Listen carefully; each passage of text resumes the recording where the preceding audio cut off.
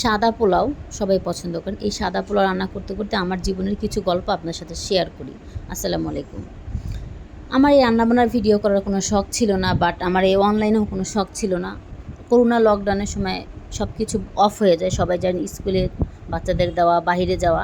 তো টিভিতে তেমন একটা কিছু হতো না। তো আমি এরকম মোবাইলে ভিডিও দেখতাম, দেখতে দেখতে আমার মাথায় একটা চিন্তা আসে যে আমি তো মানুষের ভিডিও দেখি, অন্যের ভিডিও দেখি, নিজেও কেন ভিডিও করছি না। তো ফার্স্ট সেই করোনার সময় আমি একটা ইউটিউব চ্যানেল খুলি, মিস্টার অ্যান্ড মিস অফিসিয়াল।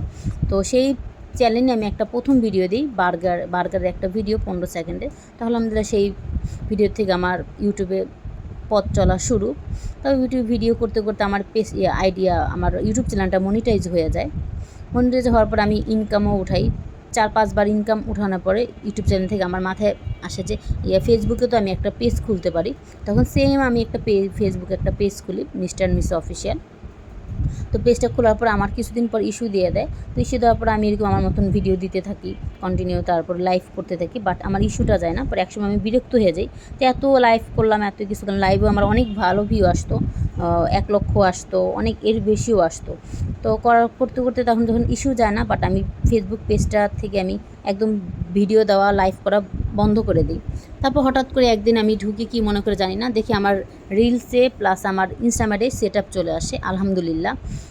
তো তারপর আমি সেই সেট আপ থেকে আমি অ্যাপ্লাই করে দিই মনিটাইজের জন্য। তো আলহামদুলিল্লাহ সাথে সাথে আমাকে দিয়ে দেয়। দেওয়ার পরে আমার ফেসবুকেও আমার পথ চলা শুরু হয়ে যায় আপনাদের ভালোবাসা, সাপোর্টের সাথে। তো সব মেয়েদের ক্ষেত্রে বলছি, আপনারা বাসায় বসে থাকেন, পাশাপাশি কিছু করতে পারেন। আপনার হাজব্যান্ডের থাক না অনেক টাকা, থাক না আপনার বাবার অনেক টাকা, আপনার নিজের তো কিছু করার দরকার না। আপনি আজ ভালো আছেন স্বামীর সাথে, কাল নাও তো থাকতে পারেন। নিজের কিছু থাকলে আপনার ভবিষ্যতের জন্য আপনার জন্যই ভালো। 19 থেকে 20 হলে আমাদের স্বামীরা বলে বাসার থেকে বের হয়ে যাও, তোমার কি, তোমার বাপের কি, যাই হোক এরকম কথা বলে। তো সেই ক্ষেত্রে বলি, প্রতিটা মেয়েরই কিছু করার দরকার জীবনে, মানে পথ চলার পথে অনেক কিছু আমি আপনাদের জ্ঞান দিচ্ছি না, বাট আমার নিজের যেটা মনে হয় প্রতিটা মেয়ের কিছু না কিছু করার দরকার। জীবনটা আসলে আমাদের এই যে চালের মতন, একটু আগে চাল ছিল, দেখেন এখন ফুটে একদম পোলাও হয়ে গেছে, মানে ভাত হয়ে গেছে। কার জীবনে কখন কোন পরিস্থিতিতে আসে আল্লাহ ছাড়া কেউ জানে না। তো সবাই ভালো থাকবেন, সুস্থ থাকবেন। আল্লাহ হাফেজ।